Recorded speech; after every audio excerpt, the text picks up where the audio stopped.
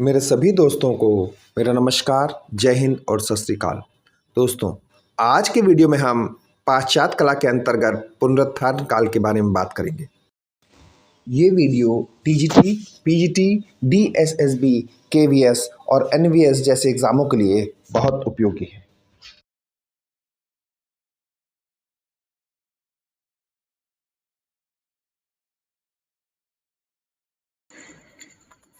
आज का टॉपिक है प्रोटो रिनेंसा। क्या है? प्रोटो रिनेंसा या आधुनिक पुनः जागरण काल। गोथिक शैली के अंतिम चरण तथा पुनरुत्थान काल के पहले चरण में चित्रकारों की कला में नवीनता दिखाई देती है। उस समय को प्रोटो रिनेंसा कहते हैं। यहाँ से एक प्रश्न बन सकता है कि प्रोटो रिनेंसा किसे कहते हैं? क्या है? प्रोटो रिनेंसा किसे कहते हैं? तो प्रोटो रिनेंसा जो है वो गौथिक कला का अंतिम चरण और पुनरुत्थान काल के पहले जो काल था उसे प्रोटो रिनेंसा कहते हैं। अगली हेडिंग है प्रोटो रिनेंसा के प्रमुख चित्रकार। क्या है? प्रोटो रिनेंसा के प्रमुख चित्रकार। इसमें सबसे पहले हैं सिमाबुए। कौन है? सिमाबुए। सिमाबुए का जन्म 1240 में हुआ था और इनकी मृत्यु 1302 में हुई। सबसे पहले आप देखिए जन्म कब हुआ तो 1240 में, और इनकी मृत्यु कब हुई तो इनकी मृत्यु हुई थी 1302 में। सिमाबुए को इटली की चित्रकला का जनक कहा जाता है। क्या है? सिमाबुए को इटली की चित्रकला का जनक कहा जाता है। इसमें एक प्रश्न यहाँ से ये बन सकता है कि इटली की चित्रकला का जनक किसे कहा गया? क्या प्रश्न बनता है? इटली की चित्रकला का जनक किसे कहा जाता है या किसे कहा गया? तो इटली की चित्रकला का जनक सिमाबुए को कहा जाता है। अगला है, यह इटली के फ्लोरेंटाइन स्कूल के प्रमुख चित्रकार हैं। इनकी प्रसिद्धि का प्रमुख कारण कवि दांते द्वारा इनकी की गई प्रशंसा तथा उल्लेख है। क्या है इनकी प्रसिद्धि का कारण? कि कवि दांते ने इनकी प्रशंसा की थी और उसका जो उल्लेख था, इसी कारण इनकी प्रसिद्धि है। अगला प्रश्न यहाँ से ये बन सकता है कि किस कवि ने सिमाबुए की प्रशंसा की थी? क्या है? सिमाबुए की प्रशंसा किस कवि ने की थी? तो सिमाबुए की जो प्रशंसा की थी वो कवि दांते ने की थी। किसने की थी? कवि दांते ने। ये आकृतियों के सिर को एक ओर झुका हुआ बनाते थे। क्या है? ये आकृतियों के सिर को एक ओर झुका हुआ बनाते थे। इनका प्रमुख रंग सुनहरा था। असीसी में उसने जो कार्य आरंभ किया उसे जियोत्तो ने पूर्ण किया था। दोस्तों, जो सिमाबुए थे ये आकृतियाँ कैसी बनाते थे? आकृतियों के सिर एक ओर झुके हुए। कैसे? एक ओर झुके हुए बनाते थे। और इनका प्रमुख रंग कौन सा था? तो सिमाबुए का प्रमुख रंग कौन सा था? तो सिमाबुए का प्रमुख रंग सुनहरा था। एक और प्रश्न है कि सिमाबुए के अधूरे कार्यों को किसने पूरा किया? तो सिमाबुए के अधूरे कार्यों को जियोत्तो ने पूरा किया था। किसने पूरा किया था? सिमाबुए के अधूरे कार्यों को जियोत्तो ने। इनके प्रमुख चित्रों में है पीसा के उपासना गृह में संत जॉन का विशाल मणिकुट्टम चित्र। क्या है पहला? पीसा के उपासना गृह में संत जॉन का विशाल मणिकुट्टम चित्र। अगला है उफिजी के उपासना गृह में मैडोना की आकृति। ये चित्र सिमाबुए द्वारा बनाया गया है। इसमें देखिए दोस्तों, आकृतियां जो है उन दोनों के सिर एक ओर झुके हुए हैं। देखिए, जो इसमें माँ दिखाई दे रही है उसका सिर भी एक ओर झुका है और जो बच्चा है उसका सिर भी एक ओर झुका हुआ है। तो आकृतियों के झुके हुए सिर कौन बनाता था? सिमाबुए।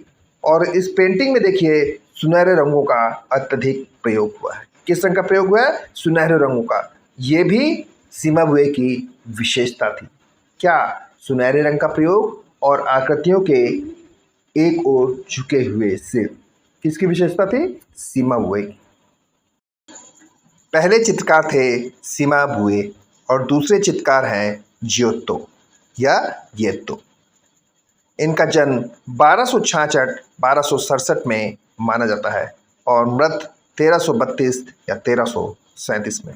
दोस्तों, अगर जियोतो के जन्म में पूछा जाए कि इनका जन्म कब हुआ और दोनों ही ऑप्शन दिए हुए हों 1266 और 1267, तो आप पहले 1266 में टिक लगाएंगे। अगर 1266 नहीं है तो 1267 में। अगला है, जियोतो का जन्म इटली में हुआ था। कहाँ हुआ था जियोतो का जन्म? इटली के फ्लोरेंस में। जियोतो एक चित्रकार और वास्तुकार के रूप में प्रसिद्ध हैं। जियोतो किस लिए जाने जाते हैं? एक चित्रकार और एक वास्तुकार के रूप में। जियोतो के गुरु सिमाबुए थे। जियोतो का गुरु कौन था? सिमाबुए। जियोतो पिता की भेड़ों को देखभाल करते करते चित्र बना लिया करते थे। कौन?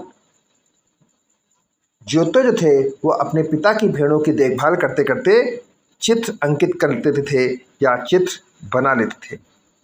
या गौथिक शैली के अंतिम तथा पुनरुत्थान काल के आरंभिक चित्रकार हैं। एक प्रश्न यहाँ से ये बन सकता है, किस कलाकार को गौथिक शैली का अंतिम चित्रकार तथा पुनरुत्थान काल के प्रारंभिक चित्रकार माना जाता है? तो जियोतो को।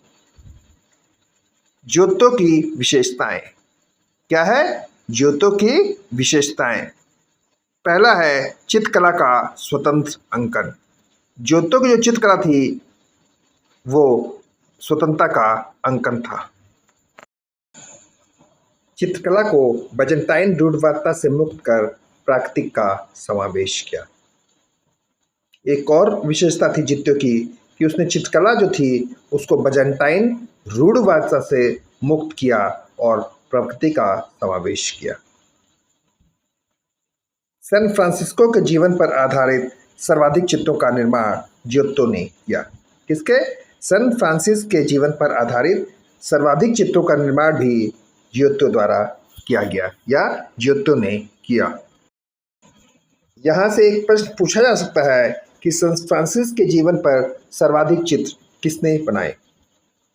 तो किसने बनाए? जियोतो ने। असीसी के उपासना गृह में जियोतो ने जिस शैली में कार्य किया उसे रस्किन के शब्दों में परंपरा, आदर्शवाद, औपचारिक नियमबद्धता को छोड़कर प्रकृतिवादी साहसी कलाकार कहा गया। क्या है? एक पॉइंट एक बार फिर से देख लीजिए। असीसी के उपासना गृह में जियोतो ने जिस शैली में कार्य किया उसे रस्किन के शब्दों में परंपरा, आदर्शवाद, औपचारिक नियमबद्धता को छोड़कर प्रकृतिवादी साहसी कलाकार कहा गया। जियोतो के सर्वश्रेष्ठ भी चित्र है एरिना चैपल की दीवारों पर। कहाँ पर है जियोतो के सर्वश्रेष्ठ भी चित्र? तो एरिना चैपल की दीवार पर। एरिना की दीवारों पर संत जोसिम, संत अन्ना, कुमारी मरियम तथा ईसा के जीवन चरित्रों का अंकन एक बार फिर से देख लीजिए। एरिना की दीवारों में या एरिनो की दीवारों पर संत जोसिम, संत अन्ना, कुमारी मरियम तथा ईसा के जीवन चरित्रों का अंकन किया गया।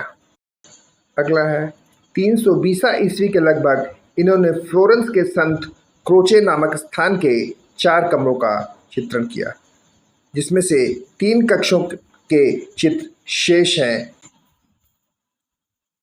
इनमें संत Francis, Sant John the Baptist, Sant John इवांजेलिस्ट तथा स्वर्गारोहण प्रमुख है। 14वीं सदी के आरंभ में तत्कालीन कला की स्थिति के अनुसार वह अपने समय के शक्तिशाली इटालियन मस्तिष्क और हाथ वाला कलाकार था। दैवीय भावयुक्त शांत आकृतियों के स्थान पर मानवीय भावों से भरपूर कार्यकलापों को प्रस्तुत करने वाला प्रथम गोथिक कलाकार कौन था? जियोतो। इनके प्रमुख चित्र हैं विवलिंग ऑफ द सेंट फ्रांसिस। क्या है? विवलिंग of Saint Francis, Herodotus birth of feast. इनके शिष्य मेडिसी लोरेंजो के द्वारा इनकी समाधि पर लिखवाया गया, देखो मैं वही हूँ, जिसके दाहिने हाथ में सब कुछ संभव था, जिसके द्वारा मृत कला को नया जीवन मिला और कला और प्रकृति एकाकार हो गए, क्योंकि मैं जियोत्तो हूँ। जियोत्तो का प्रमुख शिष्य गैडी था। जियोत्तो का प्रमुख शिष्य कौन था? तो गैडी था। अगले कलाकार हैं आंद्रिया आर्केना। पहले थे सिमाबुए, दूसरे जियोत्तो और तीसरे हैं आंद्रिया आर्केना। आंद्रिया आर्केना एक चित्रकार, मूर्तिकार और वास्तुकार के साथ साथ एक काव्यकार भी थे। कौन थे आंद्रिया आर्केना? चित्रकार, मूर्तिकार, वास्तुकार और काव्यकार। यह चित्रकार संघ तथा शिल्पी संघ के सदस्य थे। कौन था चित्रकार संघ और शिल्पी संघ का सदस्य? तो आंद्रिये आर्केना। यह चित्रों के मनोविज्ञान पक्ष को प्रोत्साहन देते थे। कौन? आंद्रे आर्केना जो थे चित्रों के मनोवैज्ञानिक पक्ष को प्रोत्साहन देते थे। यह चित्रों की पृष्ठभूमि byzantine काल की तरह सुनहरी रंग से अंकित करता था। कौन? आंद्रे आर्केना जो हैं वो चित्रों की जो पृष्ठभूमि थी उन्हें सुनहरे रंग से अंकित करते थे। यह सच्चाई और सरलता का पक्षपाती था। इनके प्रमुख चित्र हैं कुमारी का सिंहासन रोहण। माध्यम टेम्परेरम बना है। अगली हेडिंग है दोस्तों सिएना के प्रमुख चित्रकार। कहाँ के? सिएना के। इसमें सबसे पहले हैं डुविचियो।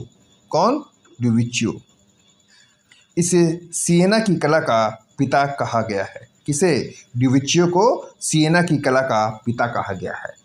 और उधर इटली की कला का पिता किसे कहते हैं? तो सिमाबुए के। इटली की कला के पिता हैं सिमाबुए और सिएना की कला के पिता को डुचियो कहा जाता है। सिएना का प्रथम महान चित्रकार डुचियो था। डुचियो कौन था? सिएना की कला का प्रथम महान चित्रकार।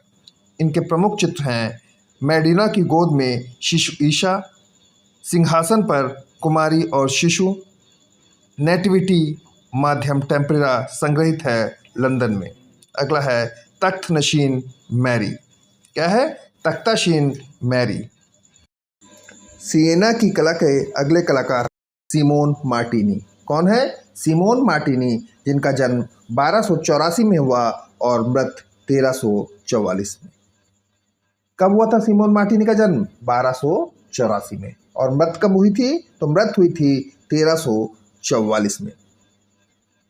सिमोन मार्टिन की कला को दरबारी कला कहा जाता था। किसकी कला को दरबारी कला कहा जाता था? तो सिमोन मार्टिनी की। इनके प्रमुख चित्र हैं मैडोना का चित्र, घुड़सवार का चित्र, संत लुइस, उद्घोषणा। ये सबसे महत्वपूर्ण चित्र है इनका। और कई बार एग्जामों में पूछा गया है कि उद्घोषणा किसका चित्र है? किसका चित्र है? सिमोन मार्टिनी का। 1342 में मार्टिनी ने ईसा के जीवन की एक घटना का चित्रण किया, जिसमें चिकित्सकों से झगड़ने के पश्चात ईसा अपने घर लौट रहे हैं। क्या? 1342 में मार्टिनी ने ईसा के जीवन की एक घटना का चित्रण किया, जिसमें वह चिकित्सकों से झगड़ने के बाद ईसा अपने घर लौट रहे हैं। अब कुछ मेन पॉइंट्स देख लीजिए। फ्लोरेंस की कला के जन्मदाता जियोत्तो और सिमाबुए थे। क्या है? फ्लोरेंस की कला का जन्मदाता जियोत्तो और सिमाबुए थे। अगला है फ्लोरेंस का प्रथम चित्रकार जियोत्तो था। फ्लोरेंस का प्रथम चित्रकार कौन था? जियोत्तो। आधुनिक कला के जन्मदाता जियोत्तो और सिमाबुए थे। आधुनिक कला का जन्मदाता कौन था? तो जियोत्तो और सिमाबुए। फ्लोरेंस की कला पर जियोत्तो और सिमाबुए का प्रभाव है। फ्लोरेंस की कला पर किसका प्रभाव है? किस पर? फ्लोरेंस की कला पर जियोत्तो और सिमाबुए का प्रभाव है। सिएना की प्रथम पीढ़ी का कलाकार डुवेचियो था। सिएना की प्रथम पीढ़ी का कलाकार कौन था? डुवेचियो। सिएना की दूसरी पीढ़ी का कलाकार साइमोन मार्टिनी था। क्या है? सिएना की दूसरी पीढ़ी का कलाकार कौन था? Simon Martini. इटली की कला का जन्मदाता सिमाबुए को कहा जाता है और सिएना की कला का जन्मदाता डुविचियो को माना जाता है। अगली हेडिंग है पुनरुत्थानकालीन कला के संदेशवाहक। क्या है? पुनरुत्थानकालीन कला के संदेशवाहक। पुनरुत्थानकालीन कला के संदेशवाहक हैं सिमाबुए, जोतो और डुचियो। दोस्तों, मेरा ये वीडियो आपको कैसा लगा इस बारे में आप अपनी राय जरूर दें। इसके साथ ही साथ इसे लाइक और शेयर भी करें। धन्यवाद।